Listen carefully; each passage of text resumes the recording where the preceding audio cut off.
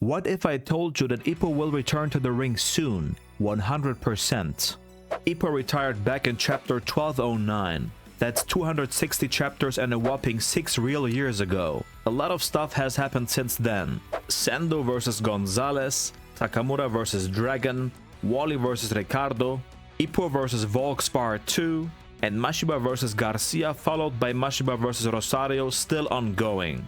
So while the boxing world has been moving forward at full speed, IPPO has stayed retired, with some epic spars and coaching advice here and there. We have been blackballed like crazy by Morikawa. The stuff with the wrist weights, for example. IPPO keeps wearing them and teases us every chapter with a possible return. Does he want to stay in shape? Is it just a habit now? Or is he preparing for a strong comeback? Volk's coach, Dankichi, once mentioned that Kamogawa is cooking something up with those wrist weights. That was a strong hint at a possible return. But then again, there are moments where IPPO strongly rejects any idea of a comeback. When talking to Miyata at the line, he told him not to wait anymore because he wouldn't ever return. This could be a way of throwing us off the scent, only to lead us right back. Or it could be IPPO's honest position. Maybe he just can't decide for himself. He might be that torn between those two possibilities. Volk and Sendo had a talk about IPPO's retirement as well. I'll dive deeper into that later. It's just a waste of immense boxing talent and practically unlimited potential. His boxing circle wants him to come back more than ever now. And so do we. But is his brain really in shape for a healthy return? Let's take a look at his more recent activities. I won't go into the bit about him drawing lines like a special ed kid. That's so long ago, it doesn't even matter anymore. The most relevant example is the Mashiba sparring session. IPPO went into a full-blown exchange against Mashiba. They went so hard that even with headgear, IPPO's head was snapping back and forth like a baseball. Both of them were bleeding like it was a real fight.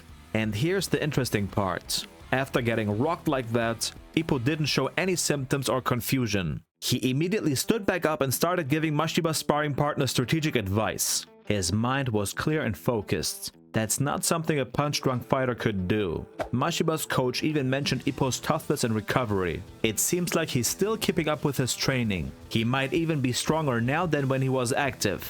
That's the final seal on the whole discussion. A world-class coach confirmed that IPPO is still in top shape. Now, let's go back to the conversation between Sendo and Volk. The two of them sat down in the middle of the ring and talked about IPPO. Volk said that IPPO caught his best punch rather than block it. Although Volk was on weight control, he himself admitted that he was beaten by a man who has been on a long hiatus.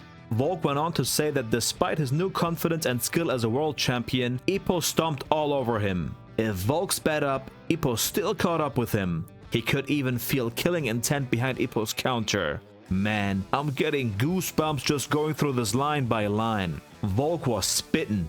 Then they talk about the new Dempsey roll. Sendo even called it that thing. It's not even a technique anymore. It's a whole different beast. Volk casually called Sendo the Dempsey roll sacrifice out of nowhere. Bro was cooking Sendo without even trying. Sendo quickly rejects the idea but then admits he didn't even know the roll could be vertical. If IPPO's retired, why is he still upgrading? Why would he need more strength? Drop your thoughts in the comments real quick. Would you still train that hard in retirement? Does he plan on returning? Dankichi has a few words to clear up the situation.